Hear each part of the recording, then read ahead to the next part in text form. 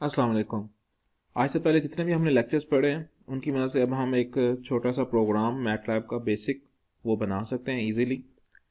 कोई भी हमने डिफरेंट प्रॉब्लम्स को भी डिस्कस किया, उनकी प्रैक्टिस की। अब हम चलते हैं कि उन प्रॉब्लम्स को मज़ीद बेहतर कैसे किया जा सकता है।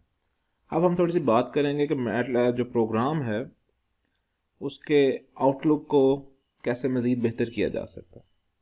चलते हैं किसी क्वेश्चन को सिलेक्ट कर लेते हैं। हमारे पास करंट फोल्डर मौजूद है, इसके अंदर हमारे पास बहुत ज़्यादा स्क्रिप्ट फाइल मौजूद हैं। लेट्स सी, हम सेलेक्ट करते हैं चैप्टर 3 क्वेश्चन नंबर 5 को, और जैसे मैं इसके ऊपर क्लिक करूंगा मेरे पास एडिटर विंडो ओपन हो जाएगी और इसके ऊपर अब हम कमेंट्स की मदद से देखते हैं कि क्वेश्चन की डिटेल्स क्या हैं। तो कमेंट्स में बता रहे हैं कि display the result of A radius, volume and surface of a sphere in A table. Okay fine, हमने इसे टेबल में प्रिंट करना है, किसको, रेडियस को, वॉल्यूम को और सरफेस ऑफ ए स्फीयर को। And we are given that the volume input is this range 4000 to 1000 with 500 decrement। जाहिर सी बात है, जब हम कोई प्रोग्राम बना रहे हैं तो उसमें कुछ इंडिपेंडेंट वेरिएबल्स होते हैं और कुछ डिपेंडेंट वेरिएबल्स होते हैं। यहाँ पर वॉल्यूम जो है वो इंडिपेंडेंट वेरिएबल है और जो रेडियस और सरफेस एरिया है वो डिपेंडेंट वेरिएबल्स हैं। ओके फाइन, तो दिस आर द फार्मूलाज। यहाँ पर कुछ मज़ीद कमेंट्स हैं। आर अंडर स्कोर एन, ये क्या है, are rounded off to the nearest tenth of an inch. हमने कुछ राउंड ऑफ भी किया हुआ है रेडियस को, एंड सिमिलरली जो है हमने सरफेस एरिया को भी किया। ओके फाइन, एंड देन उसके बाद हमने टी जो है नीचे एक जो मैट्रिक्स है उसको प्रिंट किया हुआ, जिसका फर्स्ट कॉलम जो है वो रेडियस है, सेकंड कॉलम वॉल्यूम है, third column surface of a sphere. Okay good, इसको हम रन करते हैं, लेट्स सी कि क्या रिजल्ट्स आते हैं। ओके, रिजल्ट में उन्होंने हमें टेबल दे दिया हुआ, फाइन। अब हम दोबारा चलते हैं।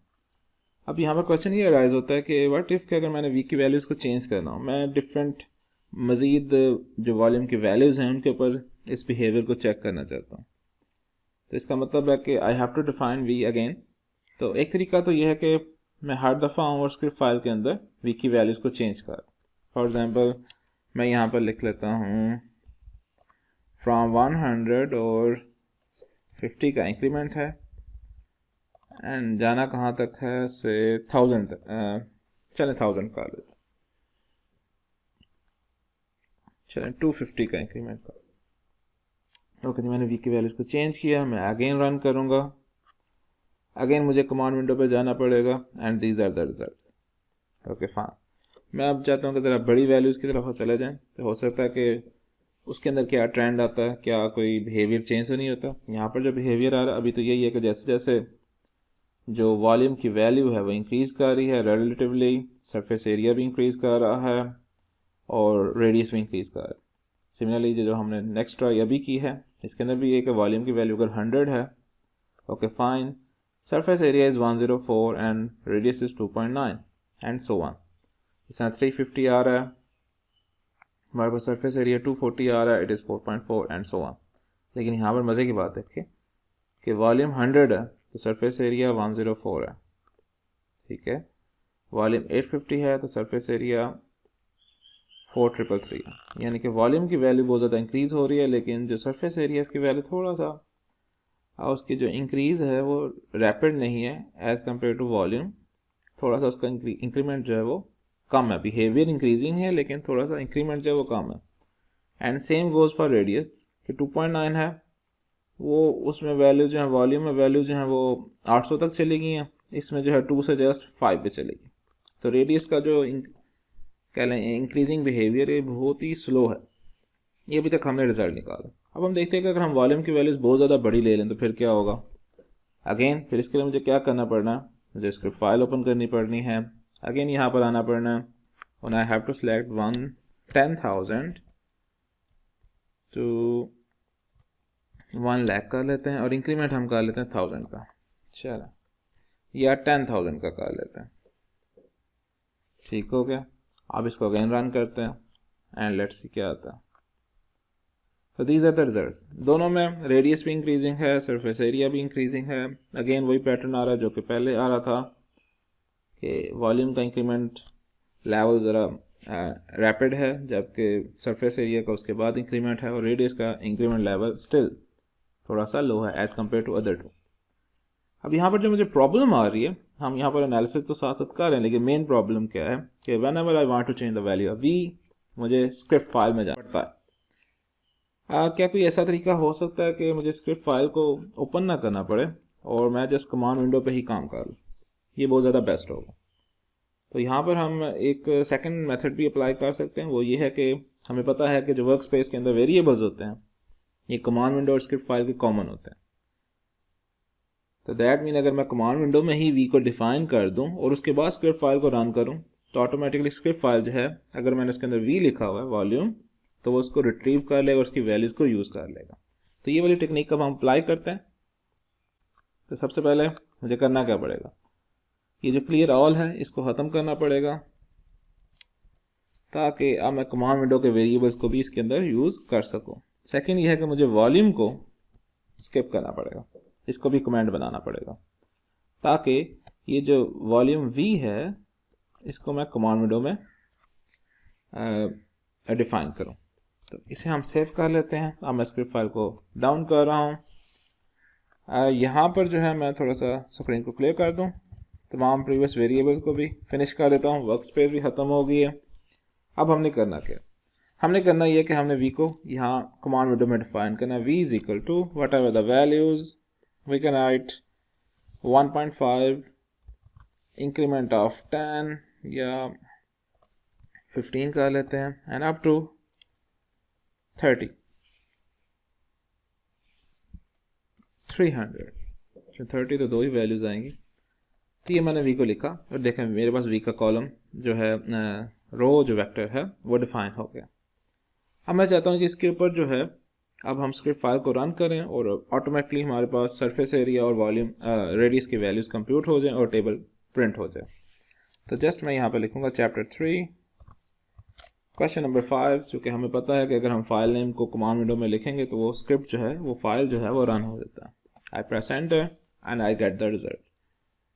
अगेन मैं चाहता हूँ कि भाई नहीं, आई हैव टू चेंज, मैं वी की वैल्यू नहीं लिख लेता हूँ। वी इज इक्वल टू से नेचुरल नंबर्स 1 का increment and up to 10। Okay fine, मैंने वी का वेक्टर नया डिफाइन कर लिया। Again file name chapter 3 question 5। हाँ, ये आपने ख्याल रखना है कि जो फाइल नेम है वो बिल्कुल करेक्ट हो, उसमें कोई गलती ना हो। ये नहीं कि chapter 3 and dash question number 5 लिख लें या स्पेस क्वेश्चन नंबर 5 लिख लें, ये नहीं चलेगा, वो एरर आ जाएगा। या मैं कोई और क्वेश्चन लिख दूँ क्वेश्चन नंबर 6, तो फिर जो है कोई डिफरेंट ही सोल्यूशन आ जाएगा। चलो यहाँ पर ये चेक करें, तो उसने कोई एफ थीटा, मैक्सिमम फोर्स और एसोसिएटेड थीटा इसका वैल्यूज निकाल दी। तो इस काम में फिर ये थोड़ा सा आपने थोड़ा सा ध्यान रखना है कि हम सेम फाइल को रिकॉल करें। Okay, what was V is equal to 1 to 10। चले and chapter 3 question number 5। Okay fine, ये मेरे वैल्यूज आ गए। मैं यहाँ पर रिवर्स पे पुट कर सकता हूँ कि v is equal to 10 decrement of -1 and up to 1। Okay, जो मेरे पास v की वैल्यूज आ गई हैं। अब मैं चैप्टर 3 क्वेश्चन नंबर 5 पुट करता हूँ। तो दीज आर द रिजल्ट्स। लेकिन यहाँ पर थोड़ा सा ट्रबल आ रहा है, मैंने तो v को डिफाइन किया है डिसेंडिंग वे में, तो यहाँ पर तो इंक्रीजिंग ऑर्डर में आ रहा है 1 2 3 4। ये क्या प्रॉब्लम हुई है? द रीज़न इज दिस के मैंने यहाँ पर गलती से कैपिटल V लिख दिया। अब बेशक मैंने कैपिटल V लिख दिया, लेकिन प्रीवियस क्वेश्चन में चूंकि स्मॉल v सेव था, वर्क स्पेस के अंदर v वेरिएबल मौजूद था, तो मैटलैब ने उसी वेरिएबल को इस्तेमाल करते आगे वही रिजल्ट दे दी। और अगर आप ये दोनों को कंपेयर करें तो प्रीवियस क्वेश्चन जो प्रीवियस हमने प्रैक्टिस की है और जो नेक्स्ट हमने अभी इसको रन किया प्रोग्राम को, दोनों का सेम आंसर है। और ये इस वजह से कि हमने स्क्रिप्ट फाइल में से क्लियर ऑल जो है वो ख़त्म कर दिया। वेरिएबल्स को क्लियर करना हर दफ़ा हमने स्किप कर दिया था। तो this is the problem in this method कि we have to be very careful कि जो वेरिएबल आप लिख रहे हैं वो same as it is script file का होना चाहिए, उसको आप चेंज नहीं कर सकते, क्योंकि मैटलैब केस सेंसिटिव है। मैं यहाँ पर कैपिटल V नहीं लिख सकता, मैं यहाँ पर वॉल्यूम नहीं लिख सकता। बेशक से 1 to 5 बेशक जो कमांड विंडो है उसके अंदर हमारे पास आंसर आ रहा है, लेकिन स्क्रिप्ट फाइल में ये वेरिएबल मौजूद नहीं है। इसकी बेस्ट एग्जांपल इस तरह दी जा सकती है कि मैं तमाम वेरिएबल्स को ख़त्म कर देता हूँ एंड अगेन मैं लिखता हूँ capital V is equal to 1 to 10। Okay, ये डिफाइन हो गया है। Chapter 3 question number 5।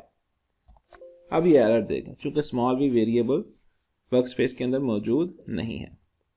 तो थोड़ा सा हमें आसानी तो हुई, लेकिन साथ साथ हमें थोड़ी सी प्रिकॉशन भी करनी है, एहतियात भी करनी है कि we have to use the variable same as it is जो कि स्क्रिप्ट फाइल में यूज हुआ हुआ। ओके जी, दिस इज इट।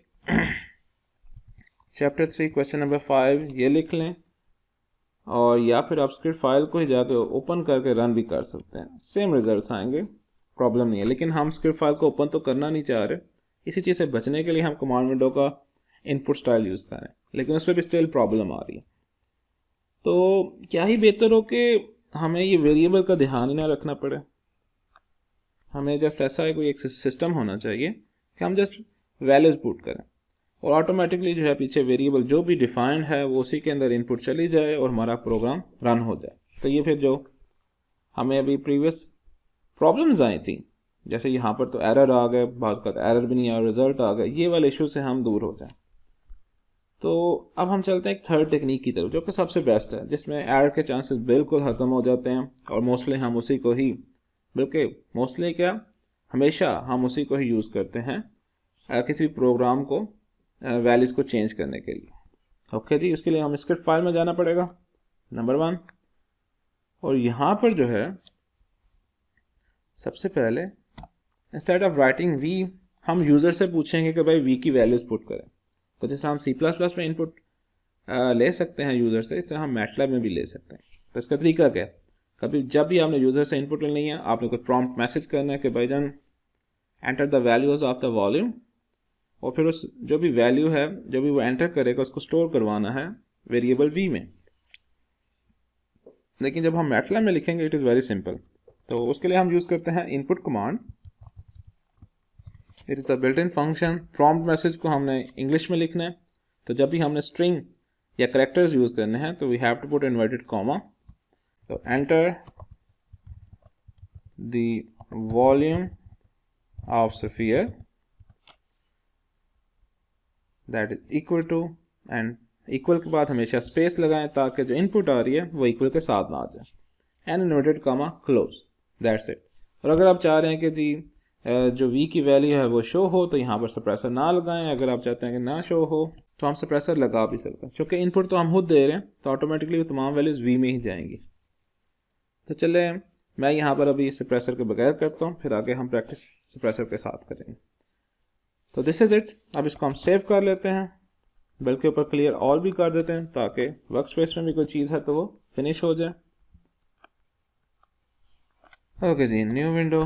तो मैं यहाँ पर चैप्टर 3 क्वेश्चन 5, मैंने स्क्रिप्ट फाइल सेव की है, मैं जस्ट स्क्रिप्ट फाइल को रन कर रहा हूँ, मेरे पास ये आंसर प्रॉम्प्ट मैसेज आ गया, enter the volume of a sphere. Okay जी फाइन, मैं एक वॉल्यूम पुट करता हूँ 8 and let's see the result. उसने बताया कि भाई आपने वॉल्यूम 8 पुट किया है and this is the table 1.28 19.3। Okay fine. मैं अब यहाँ पर चूँकि मुझे v की वैल्यू नहीं चाहिए, मैं खुद ही इनपुट लिख रहा हूँ, तो इसलिए कभी भी इनपुट को आपको कमांड विंडो में शो नहीं करवाना चाहिए, तो इसलिए मैंने यहाँ पर सप्रेसर लगाया। अगेन मैं रन करता हूँ, उसने दोबारा पूछा, मैं चाहता हूँ कि मैं मल्टीपल वैल्यूज़ लिखूँ जिस तरह हमने प्रोग्राम में लिखा हुआ था स्क्रिप्ट फाइल में। तो कुछ नहीं होता, हमें पता है कि मैटलैब में हम वेरिएबल को सिंगल वैल्यू के साथ साथ उसको अरे भी बना सकते हैं, मल्टीपल वैल्यूज असाइन कर सकते हैं वेक्टर के फॉर्म में। तो उसके लिए हमें वेक्टर फॉर्मेट अपनाना है, square bracket and right the multiple values 2 5 7 8 8 चलें 0 एंड 2 या 23 ब्रैकेट क्लोज, एंटर, और हमारे पास रिजल्ट आ जाएगा। तो दैट मीन हमें C++ की तरह बताने की जरूरत नहीं है these are the arrays, these are the single element. MATLAB automatically back end पे इसकी जो लेबलिंग है वो खुद ही कर लेता है। अब वेक्टर को लिखने के साइज आपको पता है, मैं अगेन रन करता हूँ प्रोग्राम। तो यहाँ पर हम लेन स्पेस या इंक्रीमेंट वे में जैसे हम उसमें इनपुट लिख रहे थे 10 एंड 50, ये मैंने इंक्रीमेंट में लिख लिया। तो दिस इज द स्टाइल। अब ये काम बड़ा इजी हो गया। नंबर 1, मुझे कुछ वर्क स्पेस के अंदर जो वेरिएबल्स है उसकी टेंशन नहीं है, क्योंकि गलती से मैं वेरिएबल वॉल्यूम है कैपिटल वी लिख रहा हूँ, स्मॉल वी लिख रहा हूँ, VOL लिख रहा हूँ, VOLUME लिख रहा हूँ, इससे हमारी जान छूट गई है। सेकेंड, हमें स्क्रिप्ट फाइल को बार बार ओपन नहीं करना पड़ा, हर दफ़ा जो है एक ही दफ़ा मैंने स्क्रिप्ट फाइल को पीछे बना दिया है, सेव कर लिया है, अब उसके अंदर कोई चेंजेस नहीं हो रही, उसमें गलती के चांसेस नहीं है, क्योंकि जो मेन फाइल है वो अल्टर नहीं हो रही, वो चेंज नहीं हो रही। तो दिस इज़ इट। तो आइंदा जब भी आप कभी इनपुट आपको किसी प्रोग्राम में लेना पड़ जाए, तो you have to just write one time in script file input, आगे प्रॉम्प्ट मैसेज लिखें एंड ब्रैकेट क्लोज, और उसके बाद आप हमेशा कमांड विंडो से इस प्रोग्राम को रन करें, डिफरेंट वैल्यूज पुट करें और एनालिसिस करें। तो दिस इज़ इट। अब यहाँ पर जो मज़ीद एक चीज़ नज़र आ रही है कि इनपुट तो हमने ले ली, एक काम तो हमने कर लिया, what is the second thing कि डिस्प्ले नहीं हमें नज़र आ रहा सही। व्हाट इज़ टी, अब फर्स्ट कॉलम की वैल्यूज़ क्या हैं, सेकंड कॉलम की वैल्यूज़ क्या हैं, थर्ड कॉलम किसकी वैल्यूज़ हैं, ये हमें नहीं पता। हमें इसके लिए स्क्रिप्ट फाइल के अंदर से ध्यान रखना पड़ता है कि first values are the row, second are the volume, third are the surface area. और यूजुअली आमतौर पर ये होता है जो डिपेंडेंट वेरिएबल होता है या इनपुट वेरिएबल होता है, उसकी वैल्यूज फर्स्ट कॉलम में लिखी जाती हैं, तो ये थोड़ा सा कंफ्यूजिंग हो सकता है। एंड व्हाट इज़ टी, अगर ये ऐसा हो जाए कि डिस्प्ले में हमारे पास ऊपर लिखा आ जाए रेडियस, इधर लिखा आ जाए वॉल्यूम, इधर लिखा आ जाए सरफेस एरिया, तो ये ज़रा ज़्यादा आसान हो जाएगा समझने के लिए इस रिज़ल्ट को। तो इसके लिए हम जो है अब चलते हैं कि किस तरह हम जो डिस्प्ले कमांड्स हैं उसको इस्तेमाल कर सकते हैं। लेकिन उससे पहले एक चीज़ मज़ीद आपको बताता जाऊं कि जो इनपुट है वो सिर्फ ये नहीं है कि हम वैल्यूज़ को ले सकते हैं, हम इनपुट जो है वो करैक्टर की फॉर्म में भी ले सकते हैं, जो सेंटेंस है उसकी फॉर्म में भी ले सकते हैं। फॉर एग्जांपल मैं यहाँ पर एक न्यू फाइल बनाता हूँ and I write let's say a is equal to input, बेशक सिंगल कॉलम 2 दफ़ा इकट्ठे ही लगा लें, ये ज़्यादा अच्छा स्टाइल है। Enter the course you are learning, okay जी, equality check and this is it. और फिर हम आगे यही का डिस्प्ले कर देते हैं, ओके, जिसको सेव कर लेते हैं। We can write string input, this is good, और इसको रन करते हैं। और इसको मैंने जब रन किया है, एक चीज़ जो आपने देखी कि आमतौर पर जब हम स्क्रिप्ट फाइल से रन करते हैं तो हमारे पास एडिटर विंडो ओपन रहती है और हमें इसको मिनिमाइज़ करना पड़ता है, फिर हम कमांड विंडो में जाते हैं। लेकिन जब भी हमने इसमें इनपुट कमांड लिखनी शुरू कर दी है, जैसे ही हम प्रोग्राम को रन करते हैं, हमारा जो प्रोग्राम जो व्यू है वो ऑटोमेटिकली कमांड विंडो पे शिफ्ट हो जाता है। अब मैंने यहाँ पर लिखना है कि enter the course you are learning, तो मैंने उसे कुछ ना कुछ उसका कोड लिखेंगे। तो I have to write string, तो स्ट्रिंग का हमें पता है कि व्हाट इज़ द स्टाइल, हमेशा आपने इन्वर्टेड कामा में ही लिखना है। तो मैथ 203 इन्वर्टेड कामा क्लोज, और जैसे ही मैं इसको इनपुट करूंगा, this is the result. Again जो है मैं यहाँ पर फाइल नेम ही लिख लेता हूँ, the file name was string input. वो दोबारा मुझसे पूछेगा, डबल इन्वर्टेड कामास भी यूज़ हो सकते हैं, कोई इसमें डिफरेंस नहीं है, both have the same results, just क्या यहाँ पर एक ही वैल्यू मैथ 203 आ जाएगी। लेकिन अब ये हमें याद रखना पड़ रहा है कि भाई इन्वर्टेड कामा तो लगाना है, वरना जो है एरर आ जाएगा, क्योंकि वो न्यूमेरिकल वैल्यूज तो नहीं हम लिख रहे। जैसे मैं बता सकता हूँ कि मैं यहाँ पर जस्ट सिंपल लिख देता हूँ math 203। Now there is a problem, क्योंकि ये स्ट्रिंग है, लिखा हमने इसे न्यूमेरिकल फॉर्मेट में, तो ये प्रॉब्लम करेगा। इसलिए जब भी आपने स्ट्रिंग को लिखना या सेंटेंस लिखना है तो इन्वर्टेड कामाज आपने यूज़ करना है, क्योंकि अगर आप देखें तो प्रॉम्प्ट मैसेज में भी हमने इन्वर्टेड कामा लिखा हुआ। अब अगेन थोड़ी सी यहाँ पर ट्रबल ये हो सकती है कि भाई यूज़र को तो नहीं पता ना, कि हो सकता है हम कोई प्रोग्राम बनाए, कोई दूसरा बंदा इसको इस्तेमाल कर रहा है, तो फिर उसे इन्वर्टेड कामा लगाना भूल जाए। देन तो क्या ही बेहतर है कि हम कोई ऐसा सीन, ऐसे कोडिंग कर लें कि हम इनपुट तो करें सिंपल, जैसे मैंने यहाँ पर ये सिंपल मैथ 203 लिखा है, और ऑटोमेटिकली मैटलैब जो है स्ट्रिंग में कन्वर्ट कर दें, सेंटेंस में कन्वर्ट कर दें।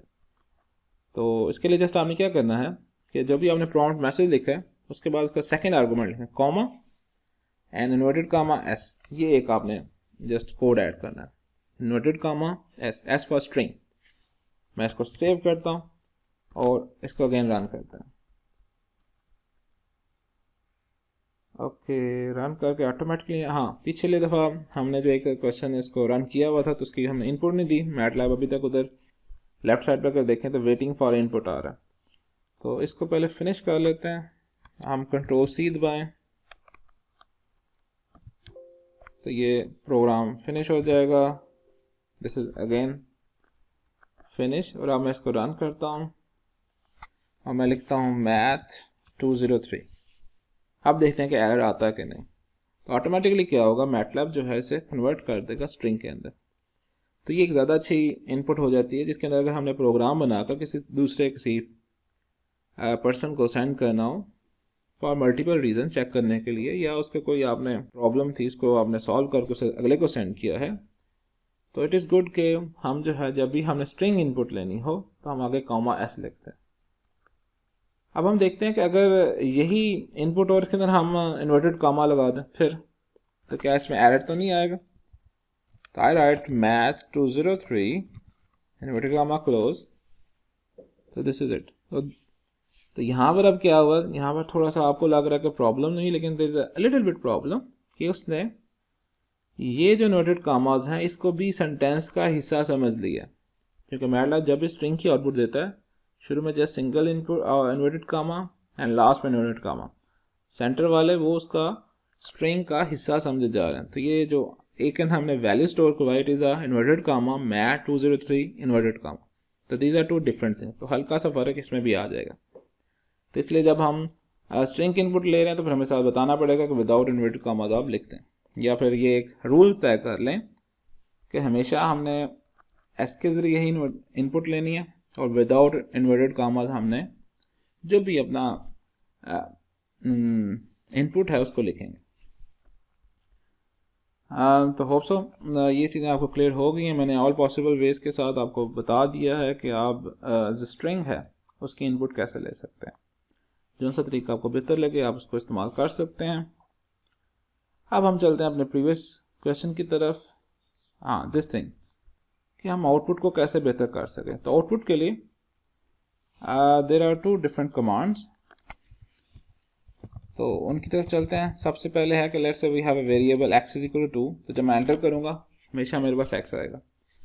लेकिन अगर मैं इसको लिखता हूँ डिस्प द वेरिएबल x, तो मेरे पास जस्ट वैल्यू आएगी, वो जो साथ x इज इक्वल टू है ये खत्म हो जाएगा। It is a very good thing. चूंकि पीछे जिस तरह t लिखा आ रहा था तो हम उस t को ख़त्म कर सकते हैं। जैसे दैट वाज चैप्टर 3 क्वेश्चन 5। उप्स, देखा तो आई हैव रिटर्न CHE गलती से। तो देखें आगे से लिख दिया did you mean this. Okay, enter the volume 2:10 8:100 these are the result. तो यहाँ पर t लिखा आ रहा। तो मैं अब उसके कोड में जाऊंगा चैप्टर 3 क्वेश्चन नंबर 5 और t की बजाय t को हम प्रेस करेंगे और I will write disp t। तो t जो है वेरिएबल है, वेरिएबल चाहे उसके अंदर वेक्टर आ रहा है मैट्रिक्स आ रहा है उससे कोई फ़र्क नहीं पड़ता। यहीं से हम रन कर लेते हैं। अगेन उससे हमें वॉल्यूम पूछा है। ओके जी, 2:10 100 दोबारा लिख रहा हूँ। लेकिन इस दफ़ा जो है वो t वाला जो वेरिएबल है ये जो हमें लिखा आता है लेफ्ट साइड पे ये ख़त्म हो गया। इससे हमारी जान छुट गई। अब ये बड़ी अच्छी बात होगी। अब हम सेकेंड थिंग क्या है कि डिस्प से हमने सीखा कि जो डिस्प कमांड है ये वेरिएबल को जो लेफ्ट साइड पे है जस्ट उसकी वैल्यू लिखता है, उस वेरिएबल को नहीं लिखता। It is a very good thing. अब नेक्स्ट है कि क्या हम जो स्ट्रिंग है उसको भी डिस्प्ले कर सकते हैं जैसे हम प्रॉम्प्ट मैसेज में लिखते हैं। तो ऑफ कोर्स जिसके अंदर आप लिख सकते हैं जिसके है कि स्ट्रिंग के लिए इन्वर्टेड कॉमास यूज होते हैं। तो यू कैन से हाई और ये प्रिंट कर देगा HI। इसी तरह आप मल्टीपल वैल्यू जो कह लें जिस तरह हमें ऊपर चाहिए कि ये दीज आर द कॉलम्स और हर कॉलम के ऊपर हेडिंग चाहिए। तो we can write say the first thing is radius and then some spaces and volume and then subspaces and the last thing was surface area। Oops, उसने मैंने disp लिख दिया था, we have to write disp. तो देखें radius, volume, surface area, ये तीनों चीज़ें आ रही। तो I think it is a good thing. अब हम इसको अप्लाई करते हैं अपने प्रॉब्लम के ऊपर ताकि चीज़ें थोड़ी सी हमें सिंपल वर्जन में चली जाएं। तो disp, we have to put radius, थोड़ी सी स्पेसेस लगा लेते हैं, एंड देन स्पेसेस क्या लिखा जा सकता है, volume, and then spaces surface area. चलें इसको सेव करते हैं and again run some values 1 to 5 ताकि हमें समझ आए। अब ये देखें हमारे पास हेडिंग आ गई है, radius, volume and surface area. थोड़ा सा हेडिंग थोड़ी सी लेफ्ट अलाइन हो गई हैं, तो नो प्रॉब्लम, हम इसे थोड़ा सा एडजस्ट कर सकते हैं कि सम स्पेसेस हम लगा देते हैं। Again run 1 to 3, now it is fine. तो मैंने रैंडमली स्पेसेस दबाई हैं, ऑटोमेटिकली आ गई, यहाँ पर से एडजस्ट कर सकते हैं। You have to run the program 2 or 3 times, तो ये चीज़ें एडजस्ट हो जाएंगी। लेकिन अब हमारा जो प्रोग्राम है इसकी लुक बड़ी अच्छी हो गई है कि enter the volume of the sphere 1:3, और नीचे मेरे पास कॉलम्स आ रहे हैं कि कौन सा कॉलम किस चीज़ को रिप्रेजेंट कर, this is a radius, this is a volume, this is a surface area. तो दीज आर द थिंग्स जो कि हम इसमें अब लर्न कर रहे हैं कि कैसे प्रोग्राम का जो लुक है उसको हम बेहतर कर सकते हैं। अब मज़ीद क्या हो सकता है इसके अंदर? मज़ीद इसके अंदर ये चीज़ हो सकती है कि जिस अभी हमने लिखा कि रेडियस को हमने खुद मैनुअली एडजस्ट करना पड़ा, ठीक है, तो वो हम काम कर रहे हैं। तो डिस्क में ये थोड़ी सी प्रॉब्लम है। काम तो चल गया हमारा, लेकिन क्या ही अच्छा हो कि हम कुछ ऐसी कमांड्स लिखें कि ऑटोमेटिकली जो हमारे पास आउटपुट है उसके साथ हमारा जो वर्डिंग है वो भी अलाइन हो जाए। या व्हाट इफ़ अगर मैं डिस्प्ले चाहता हूँ कि फॉर एग्जांपल मैं चाह रहा हूँ कि volume of a sphere, volume underscore of underscore sphere, ये मैं कोई नया एक वेरिएबल डिफाइन कर रहा हूँ, इट इज़ 100। तो ये मैं डिस्प्ले करवाना चाहता हूँ तो हमेशा कुछ इस तरह लिखा है, volume of a sphere is equal 100। Okay fine. और लेट्स से मैंने ये वॉल्यूम ऑफ ए स्फीयर जो वेरिएबल है ये प्रोग्राम के अंदर 100 दफ़ा यूज़ करना, तो जितना लंबा वेरिएबल का नाम होगा उतना ही इसमें गलती के चांसेस बार बार लिखते हुए मोस्ट पॉसिबल है। तो what if I have to use v is equal to 100। अब प्रॉब्लम ये है कि मैं इसे डिस्प्ले नहीं कर सकता। तो अगर मैं इसे डिस्प्ले करना चाहूँ, डिस्प v, ठीक है, ओके फाइन, तो ये 100 लिखा आएगा। तो सबसे पहले फिर मुझे क्या करना पड़ेगा, सबसे पहले पर मुझे हिंट लिखना, जो स्ट्रिंग है वो लिखनी पड़ेगी, volume of a sphere is equal to comma and disp x v. Now this is the result, volume of a sphere is equal to 100। लेकिन ये दो लाइंस में आ रहा है। व्हाट इफ मैं चाहता हूँ कि राइट साइड पे, जिस तरह हम इनपुट लिखते हैं ना, लाइक दिस वन, सेंटेंस आ रहा है, इक्वालिटी आ रही है, राइट साइड पे आप जो भी वैल्यू है वो शो हो रही है, तो कुछ आउटपुट में भी ऐसा हो जाए। लेकिन डिस्क के जरिए ये मुमकिन नहीं है, ठीक है। डिस्क जो है आपको जस्ट क्या है कि एक लाइन में या तो वो वैल्यू को प्रिंट करेगा या फिर सेंटेंस को प्रिंट करेगा, और हमारे पास डिस्क के अंदर ऐसी कोई फंक्शनिंग नहीं है कि हम एक ही लाइन में से प्रिंट कर रहे हैं। तो ये द नंबर 1 डिसएडवांटेज। बेशक इसके बेनिफिट्स हैं कि जो प्रीवियस हमने पढ़ा है उसके निस्बत इट इज़ गुड, लेकिन it is not the best. Second इसमें क्या चीज़ हो सकती है कि वट एवर द वैल्यूज़ हम लिख रहे हैं, 7.89005 जो भी है, अगर मैं इसको डिस्क में भी लिख लूँ 56.789345 whatever, तो ये मुझे आंसर किस शेप में देगा, जो मैंने फॉर्मेट्स लिखे हुए हैं पहले, यानी कि ये डिपेंड कर रहा है फॉर्मेट्स के ऊपर जो हमने डिफाइन किए हैं।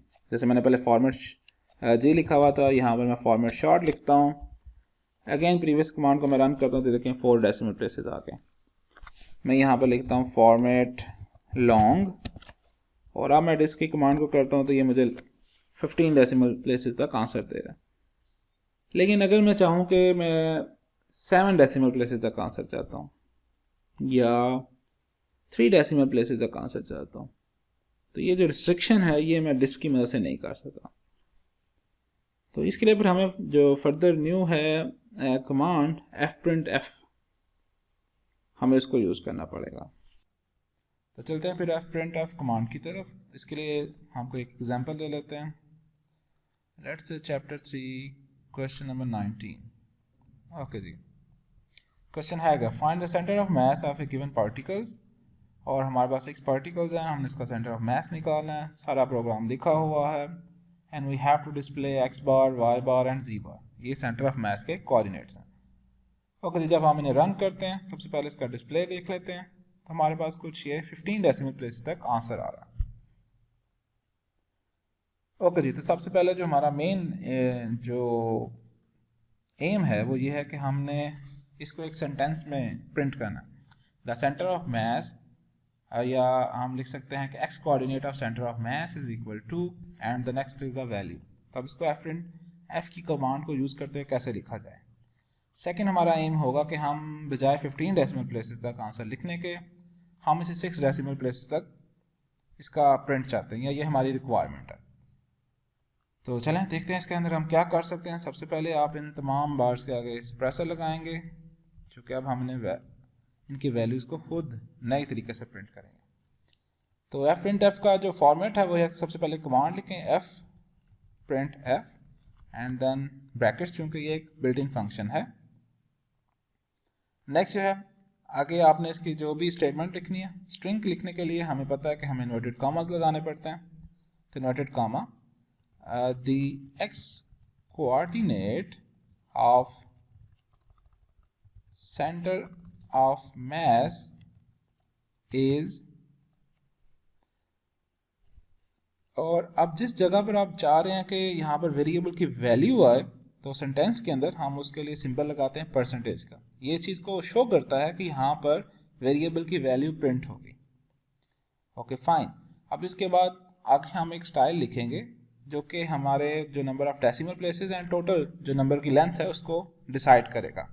हमें 6 डेसिमल प्लेसेस का आंसर चाहिए, तो हम लिखेंगे 8.6। अभी 8.6 क्या है? 0.6 बता रहा है कि नंबर के जो हमारा रिजल्टेंट नंबर होगा उसके कितने डेसिमल प्लेसेस प्रिंट होने चाहिए। जो स्टार्टिंग का 8 है ये बता रहा है कि टोटल नंबर ऑफ विड्थ जो है, जो हम असाइन कर रहे हैं इस सेंटेंस के अंदर, वो कितनी होनी चाहिए। तो टोटल हमारे पास जो वेरिएबल के लिए 8 कैरेक्टर्स फिक्स हो जाएंगे, और उसके अंदर से जो 6 हैं वो बाय डिफ़ॉल्ट 6 जो हैं वो फिक्स कर दिए गए हैं डेसिमल वैल्यूज़ के लिए। Okay fine. और नेक्स्ट जो है आगे कि नंबर का स्टाइल कौन सा होना चाहिए, तो वो यूज़ f। मोस्टली हम f ही यूज़ करते हैं फ्लोटिंग पॉइंट, और मैथमेटिक्स स्टूडेंट्स या इंजीनियरिंग स्टूडेंट्स के लिए this is enough. Okay next आगे क्या चाहिए। ओके फाइन, आगे हमें कुछ मज़ीद सेंटेंस नहीं चाहिए, तो हम इधर डॉट लगा देते हैं। Now our sentence is complete, तो हम इधर इन्वर्टेड कॉमा लगा देते हैं। नेक्स्ट अब हमने वेरिएबल लिखना है कि कौन से वेरिएबल को हम प्रिंट करना चाहते हैं। तो उसके लिए हम सेकेंड आर्गूमेंट लिखेंगे। तो फर्स्ट आर्गूमेंट के बाद comma and the second argument is the variable name x bar and that's it. Okay, यही चीज़ हम y बार के लिए भी अप्लाई करेंगे। इसको हम कॉपी कर लेते हैं बजाय के दोबारा लिखें, एंड दिस थिंग यहाँ पर जस्ट आप वैल्यूज चेंज कर लें, x की जगह पर y लिख लें and y bar, and similarly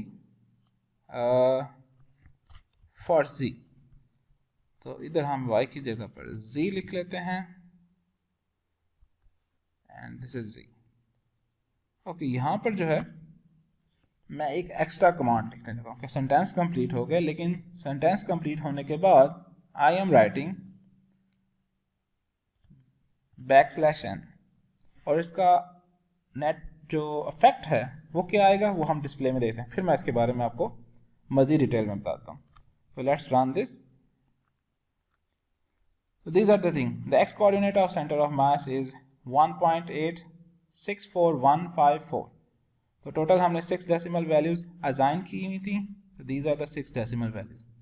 तो उसने क्या किया, 6 प्लेस के ऊपर जो भी हमारा रिजल्ट था उसको राउंड ऑफ कर दिया, ये नहीं कि बाकी वैल्यूज गायब होगी।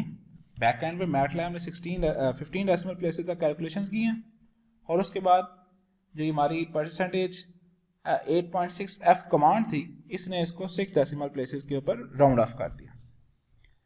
अब जो नेक्स्ट सेंटेंस है वो बजाय नीचे जाने के साथ ही अगली लाइन में आया हुआ, the y coordinate of centre of mass is 0.769231, और उसके बाद जो z कोऑर्डिनेट है वो नेक्स्ट लाइन पे शिफ्ट हुआ और कर्सर जो है यहाँ पर अगेन उसके आगे फिक्स हुआ। अब ये इसकी वजह क्या? इसकी वजह ये है कि डिस्क कमांड जो है वो तो ऑटोमेटिकली ही कर्सर को नेक्स्ट लाइन पे शिफ्ट कर देती है, f ऐसा नहीं करता। इसलिए जैसे यहाँ पर देखें y बार के साथ हमने स्टेटमेंट में बैकस्लैश n लगाया हुआ था, उसकी वजह से जो z वाली लाइन थी वो नेक्स्ट लाइन में शिफ्ट होगी। तो बाय डिफ़ॉल्ट रूल क्या है कि जब भी आप एक सेंटेंस लिख लें और आपने नेक्स्ट सेंटेंस पे शिफ्ट करना है या नेक्स्ट लाइन पे शिफ्ट करना है तो you have to write backslash n, हर जगह लिखें। अब मैं अगेन इसको रन करता हूँ तो अब जो है हमारे पास एक सही फॉर्मेट में आंसर आ गया। The x coordinate of center of mass is this, the y coordinate is this, z coordinate is this। और अब चलते हैं मज़ीद इस पर डिस्कशन करते हैं। ये ज़रूरी नहीं कि जो वेरिएबल है वो आपने एंड पे ही लिखना है, आप इसको शुरू में भी लिख सकते हैं। जहाँ पर भी आप परसेंटेज लगाएंगे रिजल्ट उधर ही प्रिंट होगा। फॉर एग्जांपल मैं इन तमाम को दोबारा कॉपी करता हूँ ताकि ये भी डिस्प्ले हो और नेक्स्ट दोबारा इसको हम डिस्प्ले करवाते हैं और इधर हम लिख देते हैं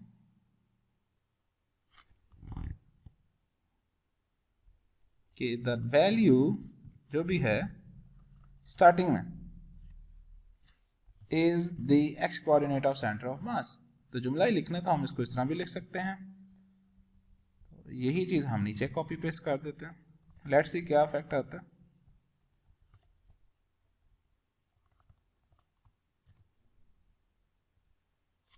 ओ इज द वाई कोऑर्डिनेट, ये जुमला था मैंने से, दिस इज अ थिंग, और यहां से हम इसे स्किप कर देते हैं। ओके जी, बल्कि इसको भी खत्म कर दें। चल अब इसको हम रन करते हैं। तो दीज आर द रिजल्ट्स। पहले 3 लाइनें उस तरह आई हैं, अब यहाँ पर जो है वैल्यू पहले प्रिंट होगी। तो ये कहीं कोई फ़र्क नहीं पड़ता कि आप जिधर मर्जी परसेंटेज आप लगाएं, बेशक सेंटर में लगा लें। मैं 8.6 को अब एक एग्जांपल आपको बताने के लिए मैं इधर लिख देता हूँ।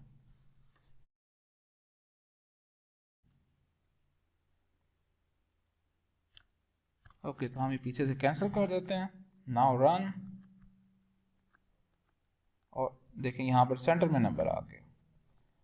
ओके, ये बात तो आपने समझ आ गई कि f का फॉर्मेट क्या है कि you have to write the sentence. जहाँ पर सेंटेंस के अंदर आपने वैल्यू को डिस्प्ले करना है, आप परसेंटेज 8.6f लिखते हैं अगर आपको 6 डेसिमल प्लेसेस चाहिए। इसी तरह अगर आपको नंबर विड्थ और चाहिए आप 10 भी लिख सकते हैं। नंबर ऑफ डेसिमल प्लेसेस आपको 2 चाहिए, 5 चाहिए, 9 चाहिए, वट एवर, आप उसको वैल्यू लिख सकते हैं। ओके जी, हम देखते हैं कि अब इसमें नेक्स्ट क्या हो सकता है। तो ये तो मैंने आपको एग्जांपल के लिए लिखा था, इसको रिमूव करते हैं। नेक्स्ट ये हो सकता है कि क्या हम एक जो कोऑर्डिनेट्स होते हैं वेक्टर के, x coordinate comma y coordinate कामा जी कोऑर्डिनेट, तो क्या हम इन तीनों वैल्यूज़ को एक वेक्टर फॉर्म में लिख सकते हैं जैसा कि बुक्स में लिखा होता। मीन एक ही लाइन के अंदर क्या हम 3 वेरिएबल्स को प्रिंट कर सकते हैं? तो let's check. F print F inverted comma the center of mass coordinate is, अब मुझे चाहिए पहली वैल्यू, लेकिन चूंकि पहले ब्रैकेट भी लगानी है तो you can right again bracket, कोई मसला नहीं होगा क्योंकि ये सारा स्ट्रिंग में जा रहा है। और बेशक आप एक लास्ट इन्वर्टेड कॉमा पहले ही लगा लें ताकि आपको ये लाइन जो स्ट्रिंग है ब्लू लाइन में ये शो हो जाए। ओके जी, परसेंटेज मैं अब इस दफ़ा जा रहा हूँ कि हम 3 डेसिमल वैल्यूज़ तक अपने रिज़ल्ट को प्रिंट करें। तो हम लिख सकते हैं 6.3, आपकी मर्ज़ी है, जितनी मर्ज़ी विड्थ डिज़ाइन कर लें, उससे कोई मसले वाली बात नहीं है। Again comma and next again percentage, चूँकि मुझे सेकंड वेरिएबल चाहिए, 6.3 F again space and comma, फिर मुझे थर्ड कोऑर्डिनेट चाहिए तो 6.3 F. Okay fine, bracket close and dot। At the end हमें \n लगाना, ये हमें पता है, this is a rule, comma. अब वेरिएबल्स, शुरू में पहला वेरिएबल चाहिए तो we can write x bar then y bar, ज़्यादा वेरिएबल्स हैं तो ज़्यादा ही आर्गूमेंट्स होंगे, and z bar. Let's see क्या ये हमें रिजल्ट देगा। तो अगेन रन एंड ओके, तो उसने लिखा you have right undefined function f print। ओ जल्दी में मैंने f print लिखने की बजाय print लिख दिया, तो f print लिखते हैं हम, एंड बाकी वाह, ये तो हमारे पास रिजल्ट आ गया और उसने हमें एक कोऑर्डिनेट फॉर्म में रिजल्ट प्रिंट कर दिया। तो यहाँ से हमने क्या सीखा कि हम एक लाइन में मल्टीपल वेरिएबल्स भी प्रिंट कर सकते हैं by using the same rule, percentage. You have to assign some width and you have to define the decimal values and you have to write f for floating points. अब एक question यहाँ पर ये भी हो सकता है कि ये जो हम असाइनिंग कर रहे हैं परसेंटेज 8.6 और दिस एंड दैट, तो अगर हम लिख रहे हैं 8.66 तो डेसिमल वैल्यूज असाइन हो गई, 6 जो है वो तो असाइन होगी डेसिमल वैल्यूज़ के लिए, और जो इंटीजर पार्ट है उसके लिए सिर्फ हमने 8 में से 6 को निकाल दें तो 2 विड्थ जो है वो हमने रखी हुई है। तो व्हाट इफ हमारी वैल्यू जो है वो उसका इंटीजर पार्ट 3 हो जाए या 5 हो जाए, तो डेसिमल को तो हम राउंड ऑफ कर लेते लेकिन इंटीजर पार्ट को तो नहीं राउंड ऑफ किया जा सकता। तो इसके लिए हम कमांड विंडो में ही लिख लेते हैं x is equal to 1034.65 whatever the values are, ये मैंने लिख दिया और ये मेरे पास एक साइंटिफिक नोटेशन में आंसर आ गया। ओके फाइन, हम इसे फॉर्मेट लॉन्ग जी में भी लिख सकते हैं, कोई मसले वाली बात नहीं है। अगेन प्रिंट करते हैं, ये सिर्फ आपको दिखाने के लिए कि इट इज़ नॉट 1.03। बाज़ का ज़्यादातर स्टूडेंट्स को साइंटिफिक नोटेशन में प्रॉब्लम होती है, इट इज़ 10 की पावर 3। तो this is the actual result. और मैं इसके लिए कमांड लिखता हूँ f print f, जस्ट एक जो क्वेश्चन अराइज हुआ है उसको चेक करने के लिए। द वैल्यू ऑफ x, इधर हम ये लिख लेते हैं परसेंटेज। अब यहाँ पर 4 इंटीजर पार्ट्स है और मैं विड्थ रखता हूँ 6.4, यानी कि 6 जो है वो टोटल विड्थ होगी और 4 जो है वो डेसिमल प्लेसेस यूज होंगे। And again f and close \n, we know the rule, comma and x। अब देखते हैं कि मैटलैब के एरर देता है या इस चीज़ को कैसे कोप करता है, क्योंकि देखने में तो यहाँ पर 4 इंटीजर पार्ट है और हमने इसके लिए स्पेस असाइन की है 2, तो प्रेस एंटर। ओके फाइन, तो the value of x is 1034.6581, यानी कि मैटलैब ने इसको कोई मसला नहीं क्रिएट किया, उसने बाय डिफ़ॉल्ट पीछे से देख लिया खुद बहुत ओके कि जी इंटीजर पार्ट तो ज़्यादा है, तो उसने ऑटोमेटिकली स्पेस जो है वो बढ़ा दी है जिसमें ये वाला रिज़ल्ट आ जाए। तो इट इज़ 1034, यानी कि उसने एंड 4 डेसिमल प्लेसेस इधर आ गए, यानी कि टोटल विड्थ जो है वो उसने बना दिया 8। तो इसलिए आपने घबराना नहीं है कि भाई रिज़ल्ट में तो अगर इंटीजर पार्ट ज़्यादा होगा तो क्या होगा, मैटलैब एरर तो नहीं देगा या इंटीजर पार्ट को कट ऑफ ना कर दे, बिल्कुल नहीं करेगा, वो उसकी विड्थ को ऑटोमेटिकली इंक्रीज़ कर देगा। मेन जो है ये हम इसलिए यूज़ करते हैं कि ये जो 4 है डेसिमल नंबर्स, इसको अपनी मर्जी के मुताबिक लिख सके। अब नेक्स्ट हम मज़ीद चेक कर लेते हैं कि what if I don't write the decimal numbers. हम वैल्यू जो डेसिमल प्लेसेस के लिए फिक्स करते हैं वो लिखें ना, तो बाय डिफ़ॉल्ट क्या मैटलैब शो करेगा। तो जैसे कि ज़हन में क्वेश्चन पैदा हो मैटलैब में लिखो और आंसर निकाल लो। तो मैटलैब क्या करेगा, मैटलैब कोई भी आपको डेसिमल वैल्यू नहीं देगा, वो आपको राउंड ऑफ करके इंटीजर वैल्यू दे देगा। जैसे 1034.65, इसको राउंड ऑफ करें हमारे पास 1035 आ जाता है। ओके फाइन, तो इसका मतलब है कि डेसिमल को जो है शो करना ये ज़रूरी है, मतलब फिक्स करना ज़रूरी है। अब सेम क्वेश्चन कि भाई डेसिमल को तो मैंने फिक्स किया हुआ, लेट्स से 7 डेसिमल प्लेसेस, या चलें 2 ही लिख लेते हैं, और मैं उसकी विड्थ नहीं डिफाइन करता, फिर क्या होगा, क्या नंबर शो नहीं होगा या व्हाटएवर। तो अगर आप कुछ नहीं असाइन करेंगे तो जितना इंटीजर पार्ट होगा वो उतना ही उसको शो कर देगा। जैसे मैं लिखता हूँ यहाँ पर y इज इक्वल टू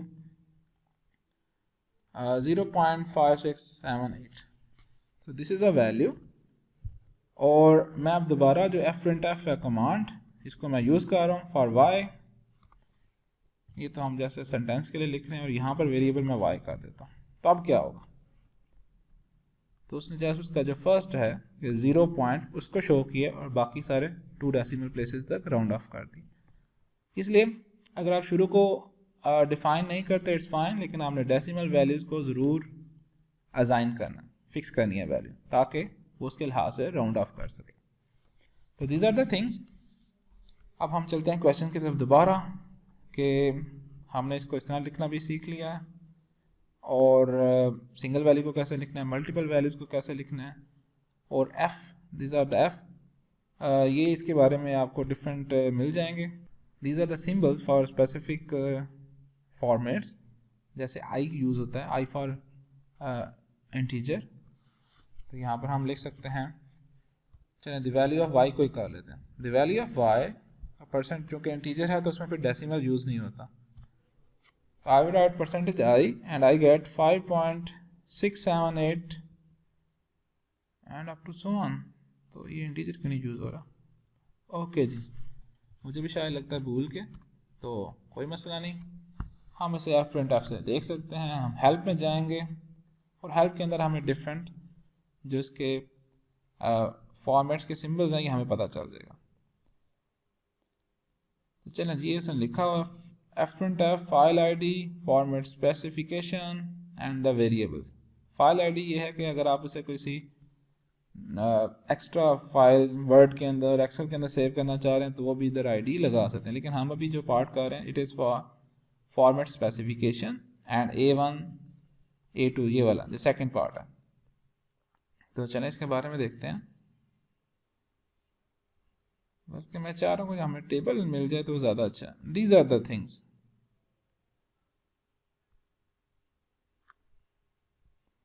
कि वैल्यू टाइप अगर आपके पास इंटीजर है तो आप जो है परसेंटेज d यूज़ कर लें, परसेंटेज i यूज़ कर लें। अगर आपके पास अनसाइंड है, मतलब नेगेटिव वैल्यूज़ नहीं है, तो you can use percentage u। Octa में आपने लिखना है तो o। चले यहाँ से अब ये भी पता चल गया, अगर आपने ऑक्टा जो सिस्टम है उसके अंदर चेंज करना है तो you can write percentage o। Hexadecimal में करना है तो परसेंटेज x, और same as x upper case letters a to f। वही चीज़ें हैं, जस्ट क्या है कि 16 हेक्साडेसिमल प्लेसेस में, लेकिन क्या होगा कैपिटल लेटर्स में आ जाए, क्योंकि हेक्साडेसिमल सिस्टम के अंदर अल्फ़ाबेट्स भी यूज़ होते हैं। तो वो आपने स्मॉल और कैपिटल करना है तो यहाँ पर स्मॉल x या कैपिटल x फॉर हेक्सा के लिए यूज़ कर सकते हैं। फ्लोटिंग पॉइंट्स नंबर्स यानी कि डेसिमल वैल्यूज़ हैं तो you can use percentage f, जैसे कि हमने यूज़ किया है। साइंटिफिक नोटेशन में हमें आंसर चाहिए तो we can use percentage e, जिसके अंदर नोटेशन में हमारे पास आंसर जो है वो कुछ इस तरह आएगा। और अगर हम चाहते हैं कि e कैपिटल आ जाए तो आप परसेंटेज कैपिटल e लगा दें, कोई मसला नहीं। हाँ, परसेंटेज g क्या कहता है इसको ज़रा पढ़ लें। The more compact of percentage e और percentage f with non trailing zeros, यानी कि जिसके एंड पे जीरोस ज़्यादा ना आए, क्योंकि डेसिमल के बाद जो जीरोस हैं वो हमारे लिए सिग्निफिकेंट नहीं होते। तो परसेंटेज f या परसेंटेज e में से जो सबसे बेहतर होगा वो हमें रिजल्ट दे देगा। एंड करैक्टर स्ट्रिंग्स, चलेंगे जब हम करैक्टर्स पढ़ेंगे तो we can use percentage c and percentage s। Okay fine. और नेक्स्ट हम ये चीज़ें जो है आगे फाइलिंग के लिए यूज़ हो रही है, तो जब हम फाइल पढ़ेंगे तो फिर हम देख लेंगे, अपने काम की चीज़ें देखनी चाहिए। हाँ, this is the important special characters कि व्हाट इफ़ के अगर हमें जो हम स्टेटमेंट लिख रहे होते हैं, स्ट्रिंग लिख रहे होते हैं सेंटेंस, उसके अंदर हमें इन्वर्टेड कामा लगाना पड़ जाए। अब इन्वर्टेड कामा तो निशानी है कि स्ट्रिंग ख़त्म हो रही है, तो फिर क्या करेंगे? तो फिर जिस तरह हमने C++ में पढ़ा हुआ है, हम उसी कमांड को 2 दफ़ा लिख देते हैं। इसी तरह जो परसेंटेज है, अगर हमने रियल में परसेंटेज यूज़ करना है कि जी दिस इज़ द वैल्यू है 6% डिके या 6% इंक्रीज, लेकिन परसेंटेज तो वेरिएबल के लिए यूज़ होता है, तो इसलिए यहाँ पर फिर हमें डबल परसेंटेज लगाना पड़ेगा।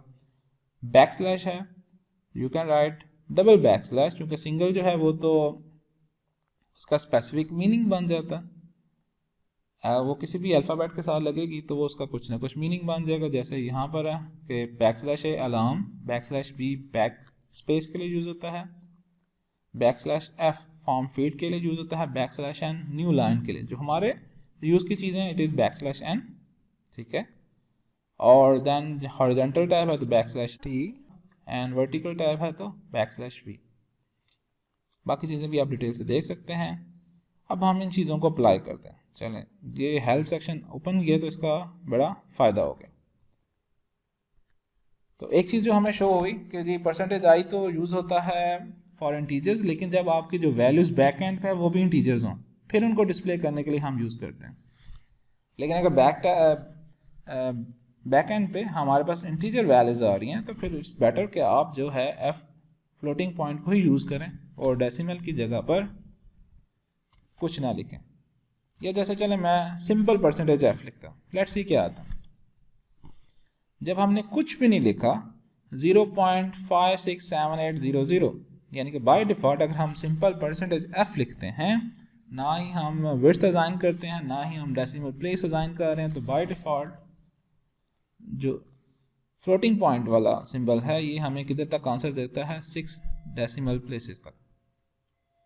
अब मुझे इंटीजर चाहिए तो फिर क्या करें, इंटीजर चाहिए तो डॉट लगा दें और शुरू में कुछ उसकी विड्थ असाइन कर लें 4, तो हमारे पास वो 4 की स्पेस के अंदर 1 लिखा जाएगा।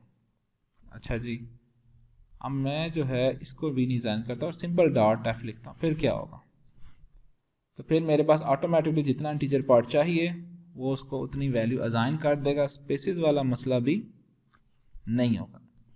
तो ये आपने थोड़ा सा गौर करना है कि डॉट एफ और सिंपल एफ कमांड में there is a difference. Simple F command by default format में चला जाता है, जितना मर्जी विड्थ हो जाए और डेसिमल प्लेसेस 6 तक।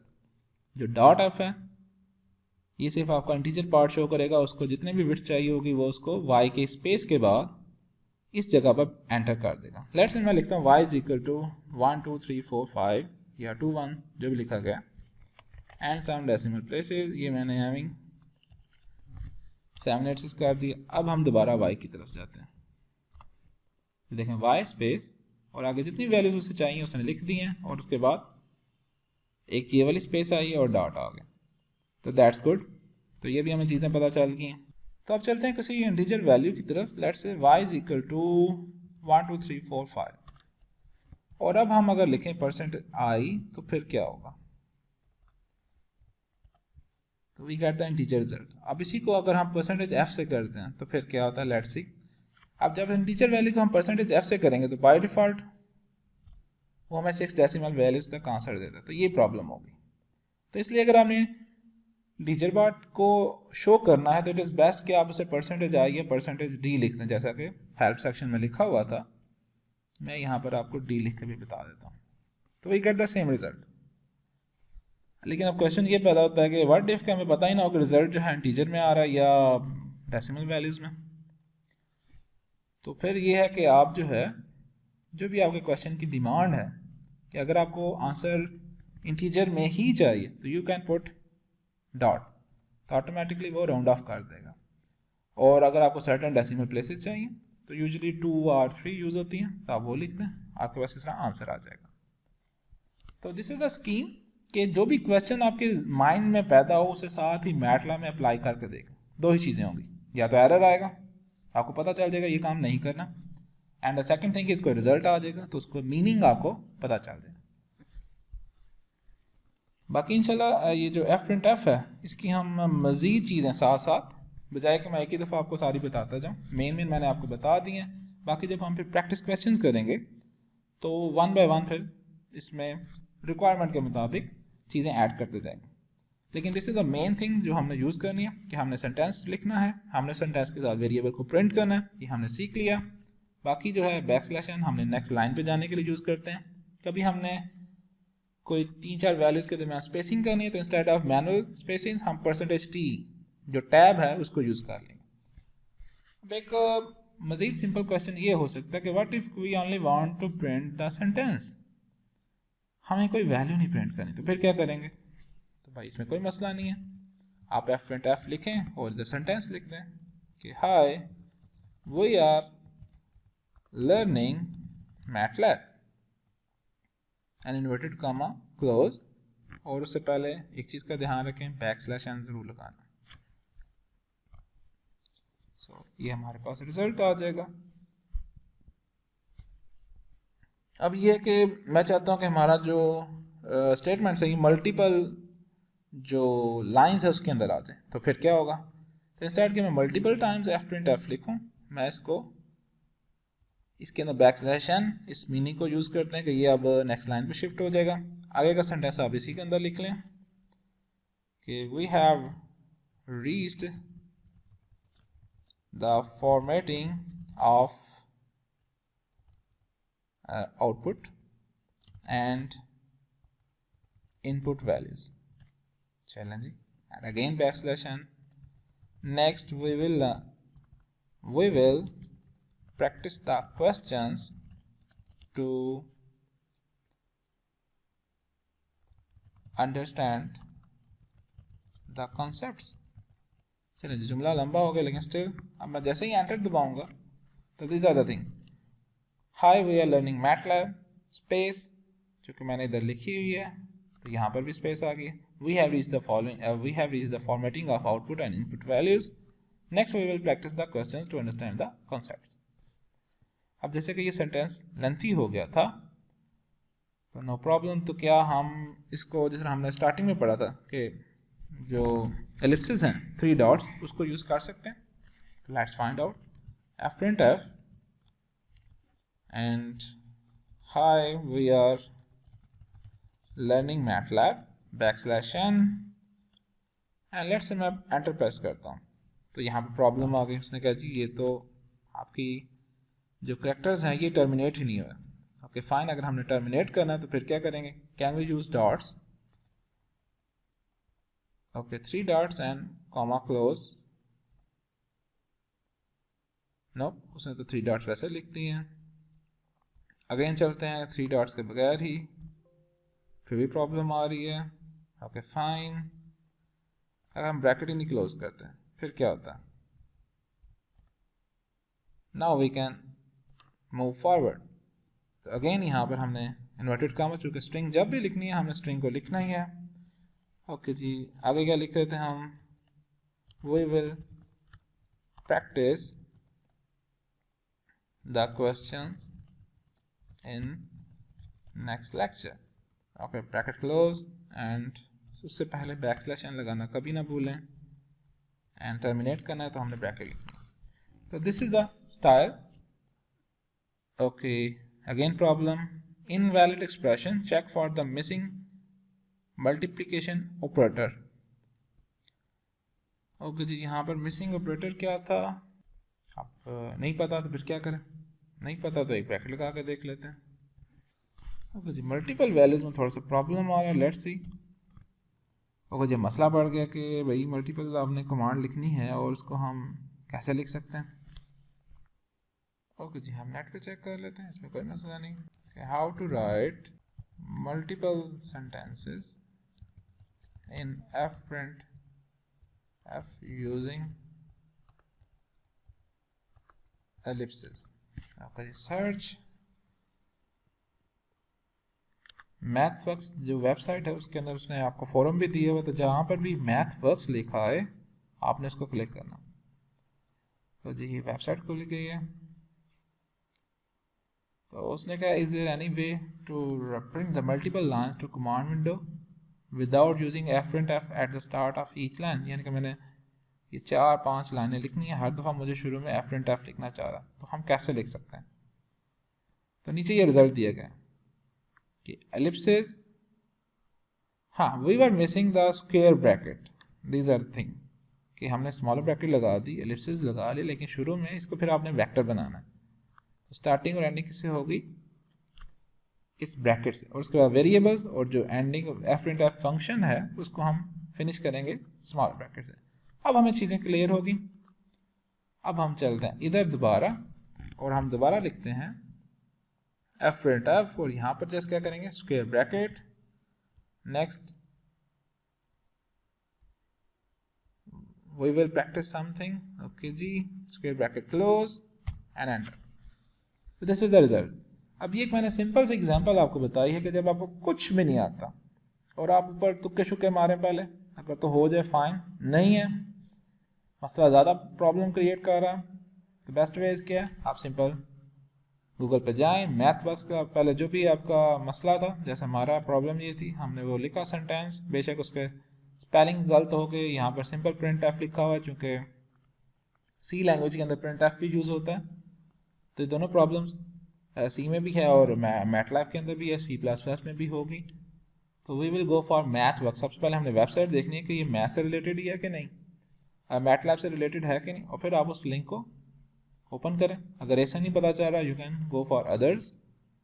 अब जैसे यहाँ पर सी और सी लिखा है, इसको नहीं हमने जाना भाई, ना ही पाइथन में जाना, हमने मैटलैब में जाना। तो मैटलैब का मेरे ख्याल से ऊपर उसने बता दिया हुआ है, नहीं तो आप नेक्स्ट जो है उधर मूव कर सकते हैं, मैटलैब प्रोग्रामिंग के अंदर जा सकते हैं, सो ऑन। तो दिस इज़ इट, यही था हमारे पास एफ प्रिंट एफ का कमांड की मल्टीपल थिंग्स, और होपफुली आपको इसकी समझ आ गई होगी। और मज़ीद फिर हम इंशाल्लाह जो बाकी चीज़ें वो हम नेट में जब क्वेश्चंस की प्रैक्टिस करेंगे तो समझ उसको देख लेंगे। और अगर आपको भी कोई नई चीज़ मिलती है, आपको कोई एरर वगैरह फाइंड आउट होता है कोई चीज़ प्रैक्टिस करते हुए और नहीं समझ आ रहा, तो आप गूगल पे जाकर सर्च करें, अगर still there is a problem तो you can ask in the comment section, हम उसको मिलकर कर लेंगे। Thank you very much.